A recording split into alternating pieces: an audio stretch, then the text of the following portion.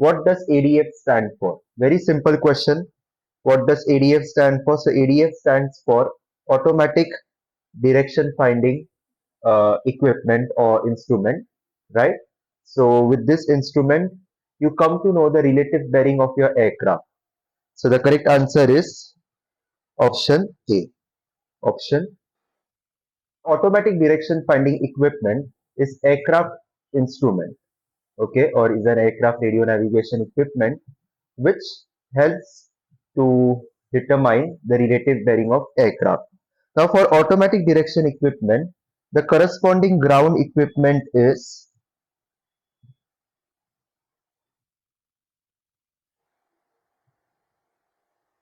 your NDB, whereas the airborne equipment, that is the receiver in aircraft, is called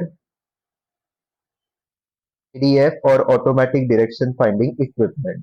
Now your non-directional beacon or NDB transmits signals in all directions. So it transmits an omnidirectional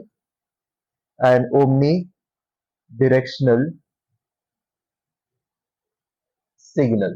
Okay, omnidirectional signal.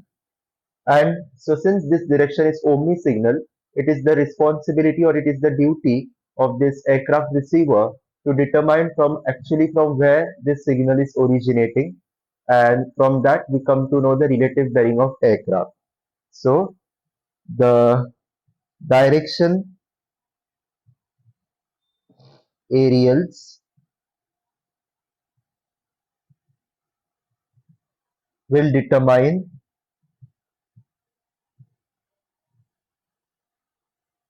from where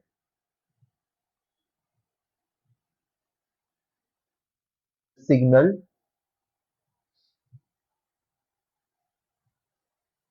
is coming. Okay. Now automatic direction finding equipment, what it does is it tells us the relative bearing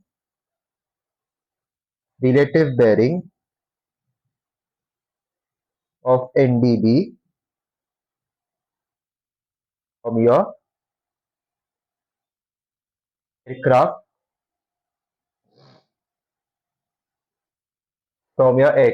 heading. So remember that. Next, the relative bearing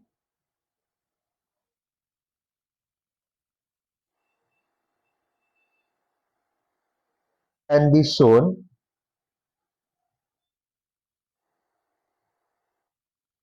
by a fixed card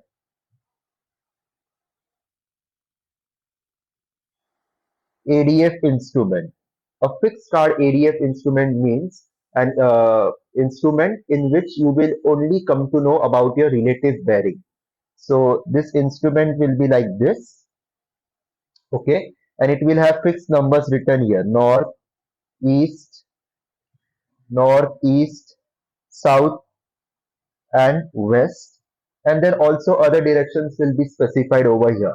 And there will be one arrow inside this instrument which will point towards one particular direction. And the direction at which it points is nothing but your relative bearing.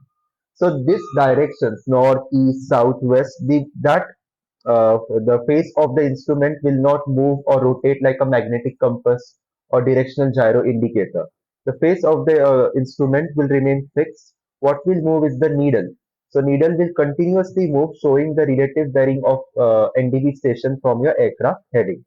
Now there is another instrument like a fixed card ADF instrument.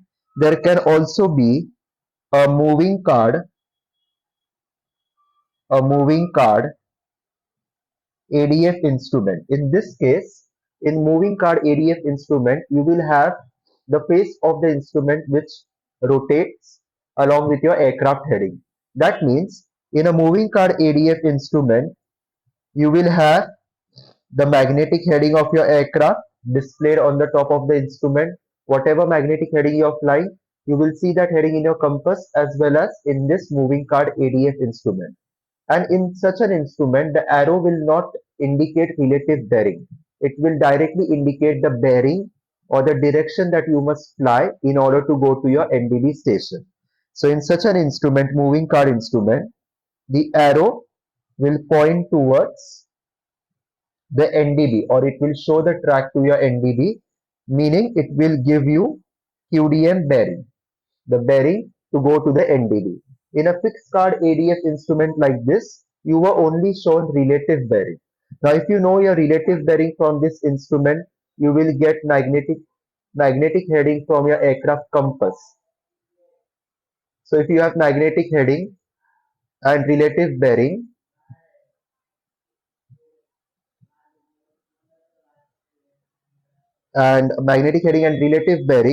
you will come to know about your aircraft QDM by using the formula, QDM is equal to relative bearing plus magnetic heading. Now, in such an instrument, you do not need to do this calculation. You will come to know your direct QDM directly from the instrument. Now, another third instrument in which you get your QDM towards the station, okay, or track towards the station is your RMI instrument. It is your RMI instrument.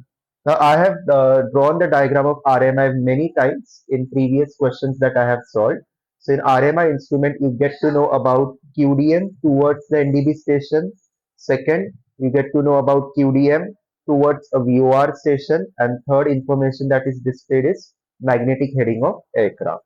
So, these three pieces of information is provided by the by a radiomagnetic instrument or indicator in your aircraft. So this is what you have to remember regarding ADF. The next thing that you have to remember is that all relative bearings, all relative bearings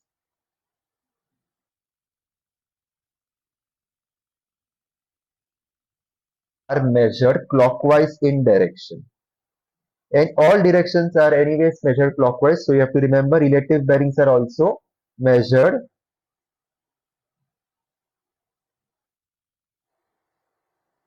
clockwise. And then the principle of operation of ADF, NDB, ADF also you must know. You need both sense aerial and loop aerial for NDB to work. Okay. So the correct option here will be ADF stands for automatic direction finding instrument. And the aerials that you need is sense aerial and loop aerial. So you need both of these instruments. Apart from this, you must also know the errors of NDB ADF, which is nothing but night effect, static interference, station interference, so on and so forth. Okay. Let's go to next question. Question number 32. Question 32. On which of the following displays are you able to get a direct readout so that no calculation is necessary for the pilot of the magnetic bearing from aircraft to the NDB. So just now I have explained this to you. There are three kinds of indicators available: a fixed card ADF indicator, a moving card, and RMI. So in a fixed card, you directly get a relative bearing of aircraft. In a moving card, you get to know the magnetic bearing to the station, and also in RMI, you get magnetic bearing to the station. So the same thing. So is it moving and fixed card ADF, fixed card ADF only, fixed card ADF and RMI, moving card ADF and RMI. So the equipments are moving card ADF and RMI equipment. So the correct option will be delta. So here they are talking about magnetic bearing from aircraft to the NDB station. That means they are talking about QDM. If if it wants true bearing from aircraft to NDB station, it will be QUJ. So read the question carefully and accordingly mark the answer. So a moving card ADF and RMI will directly provide the QDM to the station. So why is it moving? Why is it called moving? Because the face of the card will move along with the magnetic compass. So as you change the direction of aircraft, magnetic compass will move. The direction shown by magnetic compass will move. The card will move. So similarly, in this ADF indicator, the card, that is the face of the instrument, will move so as to indicate the current aircraft heading. Question 33. The quadrantal error of an ADF is what? So it is caused by the refraction from aircraft's fuselage and is compensated for. Is caused by interference from skyways. Is caused by aircraft magnetism and varies with deviation. May be caused by interference of VORs within range of the ADF receiver and cannot be compensated for. So you all know what quadrantal error is. I have explained this in the previous lectures also, but I will still explain it again. Now what happens is, let's say this is your aircraft. Okay.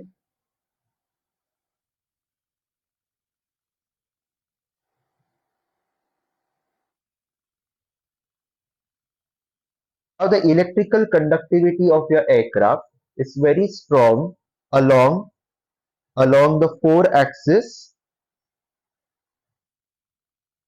and aft axis of aircraft.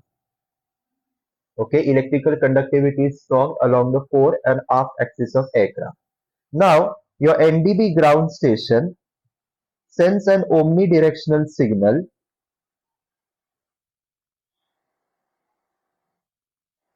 okay, and your ADF receiver on aircraft using the direction aerials mounted on the fuselage will determine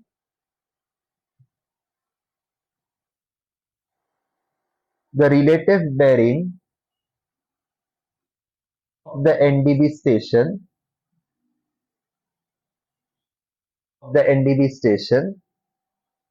depending from where signal is coming from. Signal is coming from. Okay, and ADF will be able to determine signal which travel in straight lines. So it needs straight lines, straight line signals. This is another important point. Now what I have told you so far, the fore and aft axis is where the electrical conductivity is strong. So if any signal is coming along this axis or parallel to it, it won't suffer from quadrantal error.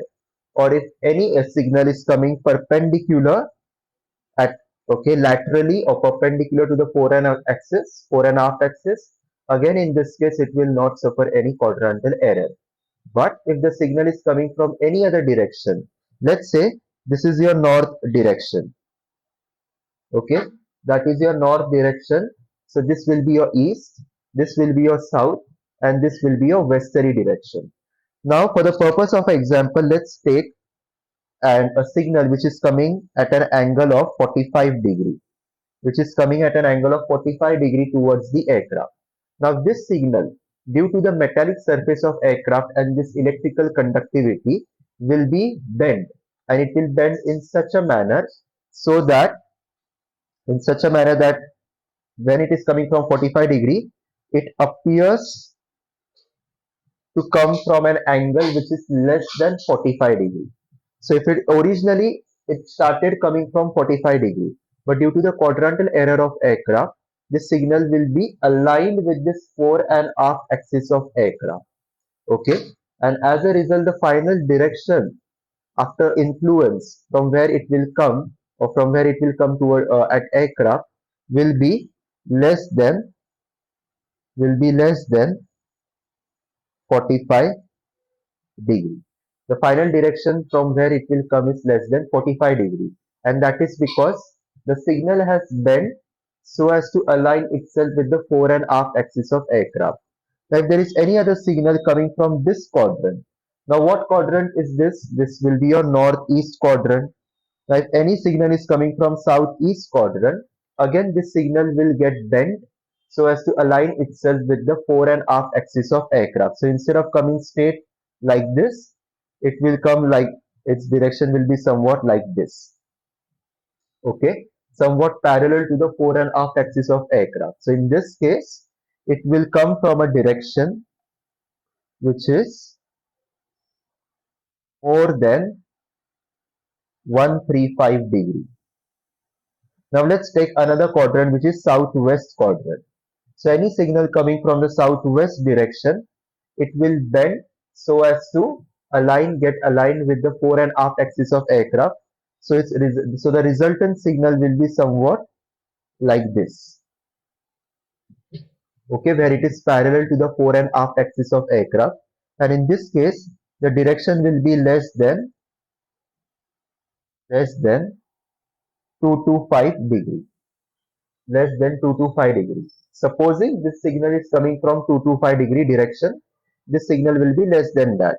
Now, any signal coming from the northwest quadrant like this, it will bend so as to align with the fore and aft axis of aircraft, and this bending will make the signal as if it is coming from any direction which is more than 315 degree, which is more than 315 degree. And now this will create a quadrantal error because the original direction from where the signal is coming is not detected by your ADF receiver. The ADF receivers will detect signals coming from this wrong directions, right? And this will decrease the accuracy range of your ADF. You will be getting bearings which are not accurate, okay, which are wrong bearings. So this is called quadrantal error, which happens in the quadrants, okay, that is northwest, northeast, southwest, southeast. So that's where the name has come from. So it is caused by the refraction from aircraft's fuselage and is compensated for. So option A will be the correct option. Option B is it is caused by interference from sky waves. The sky wave interference happens during night. We call it night effect. So it is not quadrantal error. C and D are irrelevant. So let's go to question 34 now. What happens is the ADF receivers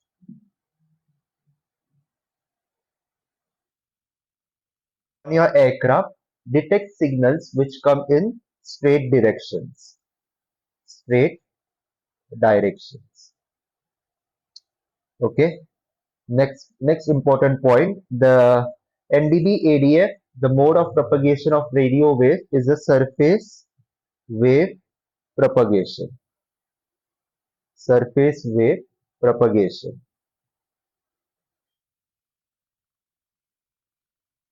So if this is your Earth, and here there is an antenna here, NDB station over here. Okay. During daytime, we have the ionosphere different layers. First one is the D layer. Next we have E layer. We have then F layer, F1, F2 layers. And then surface wave propagation. So the signal will follow the surface of the earth and reach its destination wherever it has to go. Okay. This happens during daytime. Now during night time, what happens is, but before that, if there is any wave, any sky wave which is traveling towards the ionosphere, that will be observed by the D layer. Okay, that will be observed by the D layer, and hence that kind of wave which goes to the ionosphere won't return to the Earth during daytime. This is what happens during daytime. Now the same thing during night time. The same thing during night time. What will happen is, so let's draw this Earth. This is your antenna. Now during night time, the D layer and the E layer disappears. Okay, the D layer and E layer disappears. All you got is the F layer.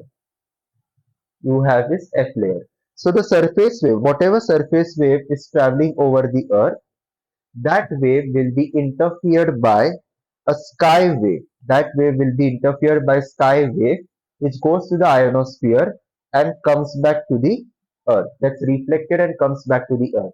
This creates an error called sky wave interference or night effect. Why night effect? Because this phenomenon will uh, primarily happen at night time when the D layer is not there. During daytime, when D layer is there, the D layer absorbs whatever wave is coming towards it, and therefore we don't have sky wave interfering with surface wave. At night time, since this D layer disappears, the sky wave goes to the ionosphere, gets reflected, and it may interfere with the surface wave. Now, one advantage of sky wave is that it gives more range or greater ranges than the surface wave. But this is what happens during night time.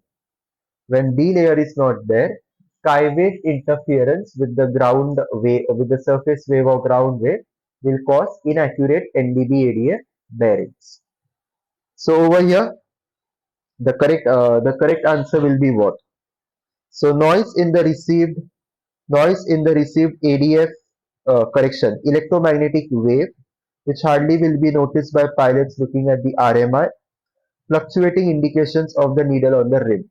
So due to this, we may have 34 Bravo answer.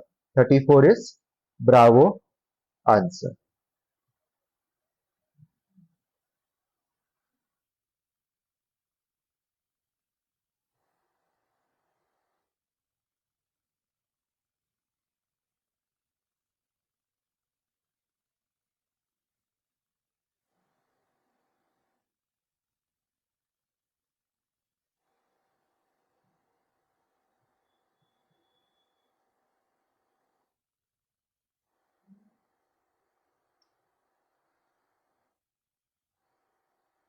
Okay. Fluctuating indications on the needle of the rim. What are fluctuating indications? That means depending on the degree of interference of sky wave with the surface wave, the needle, that is the relative bearing indicator needle, will keep on fluctuating.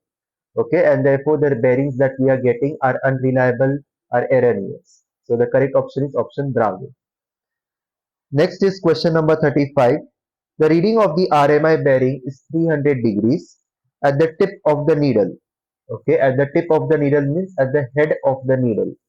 The magnetic variation at the DR position, that is at where the aircraft is located, is 24 west. DR means dead reckoning. The magnetic variation at NDB station, that means on the ground where NDB is located, is 22° west and the deviation is 2° west. The compass heading is 020.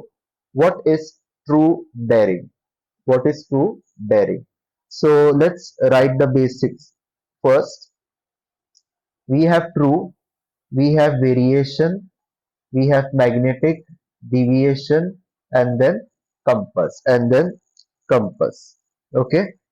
So what is compass heading? Compass heading is 020. Deviation is what? 2° west. Now deviation west, compass is west, right? So compass is west, meaning compass will be more than magnetic direction by 2 degrees. So magnetic will be less than the compass direction. So this will be 18018. Now variation. Now in case of NDB, sums involving NDB, we apply variation at aircraft location. Okay. So the variation at aircraft is 24° west. Now again, if variation is west, magnetic will be best. Magnetic is best means magnetic will be more than the true direction. So true will be less than magnetic. By what amount? By 24. So let's subtract this. 18 minus 24 plus 360 is 354. So true heading of aircraft is 354. Magnetic heading is 018. Compass heading is 020. Next, now the reading of the RMI is 300 degrees. So RMI reading 300 means RMI is indicating QDM of 300. QDM of 300. It's written here, tip of the needle. Tip of the needle means the head of the needle. That this is called tip. And the tip of the needle will always indicate QDM and its tail will indicate QDR. For those who don't know, I'm drawing the RMI indicator here. This is your RMI indicator.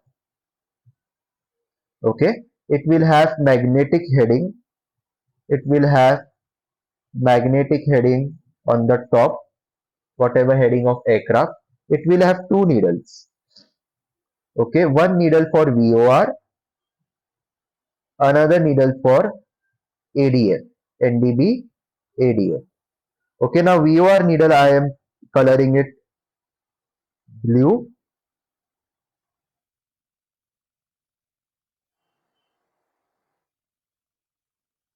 okay, and NDB needle I am not coloring. So that is how you identify. Let's mark this. The tip of this needle, okay, tip of this needle means head of this needle will indicate QDM towards VOR. The opposite side of this needle will indicate QDR from VOR. That means the radial of VOR on which aircraft is situated. The tip of this NDB needle will indicate QDM towards that NDB station, and the tail will indicate QDR, that is track away from the NDB station, and this is where your magnetic heading is shown to you. Okay, now here in the question we have been given that QDM is 300. Now if QDM is 300, so QDR, which is its direct reciprocal, will be equal to 120. 120. So let's write here. QDM is 300. QDR is 120. Now we want true bearing. Okay, so that means we have to convert this magnetic bearings into corresponding true bearings. So now QDM, the corresponding true bearing towards the station is what called, it is called QUJ, and the corresponding true bearing for QDR will be QTE. Now again, variation is 24° west. So if variation is west, magnetic will be best. So magnetic will be more than the true direction. So true will be 300 minus 24, which is 276, and QTE will be 120 minus 24, which is 096, which is 096. Okay, so the correct answer here will be what? They have asked us to find. They have asked us to find true bearing. So the true bearing to the station, we have got magnetic bearing to the station, which is 300. So the true bearing will be 276. 276.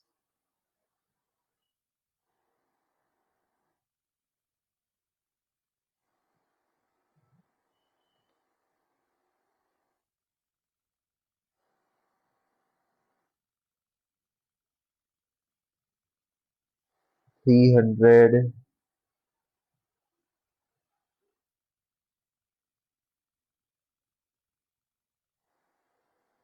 So this should be 276 actually.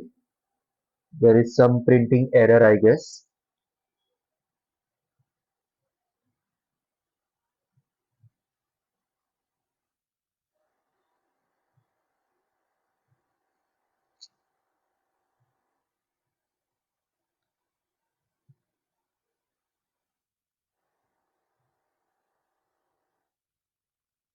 Yeah. So let's go to the next question now. Question 36. With regard to the range of NDBs and the accuracy of the bearings they provide, it can be stated that in general at night what? Now at night NDB is subject to night effect, right? So the range of NDBs and the accuracy of the bearings. Okay, night effect. Now night effect is interference from sky waves with the surface wave, which will result in inaccurate bearings. And another thing is because of sky waves, we will have greater ranges than surface waves. So question 36 is accuracy decreases. Now night effect is bad. So let's eliminate option which says accuracy increases, which is option D and option C. Now option A is range increases and accuracy decreases. Option B is both range and accuracy decreases. So correct option will be option number A. Because of sky waves, the range will increase, but because of interference of sky waves with surface wave, the bearings will be inaccurate. So the correct option will be option A. Question 37. Which statement with respect to the range of an NDB is correct? Now the first statement is with propagation over sea, the range will be greater than land. In order to double the range of an NDB, the transmission power should be increased by a factor of 16. The range depends on the altitude of aircraft. During the night, the range will decrease due to the interference of earth reflected waves and direct waves. So the correct option here will be option number A, 37A. Okay.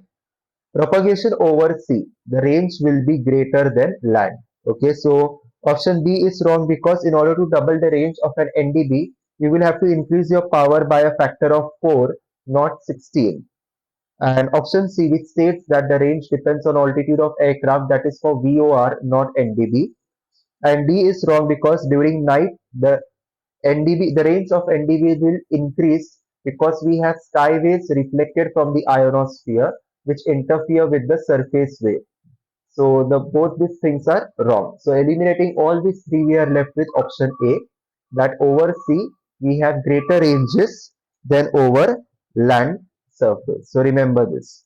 Statement is correct for tracking towards an NDB in an area with constant wind and constant magnetic variation. The relative bearing of the NDB should be equal to the experienced drift angle. The relative bearing of the NDB should be equal to the applied wind correction angle. The relative bearing of the NDB should be kept 0. The relative bearing of the NDB should be equal to QDL. So the correct option is option alpha. The relative bearing of the NDB should be equal to the experienced drift angle. If you are experiencing a drift of 15-degree right, so you will have to apply a wind correction angle of 15-degree to the left, okay, and that will be equal to your relative bearing. Meaning, let's say this is your NDB station, okay, and you're tracking towards that NDB station on a track of 0 to 0. There are winds coming on your left hand side, okay, and you are getting 10-degree drift to the right, so you're going to point your aircraft heading 10-degree to the left hand side, so heading will be equal to 0 1 0. Now what is relative bearing? Relative bearing is your magnetic bearing to the station minus your heading. So in this case 20 minus 10 will be 10-degree.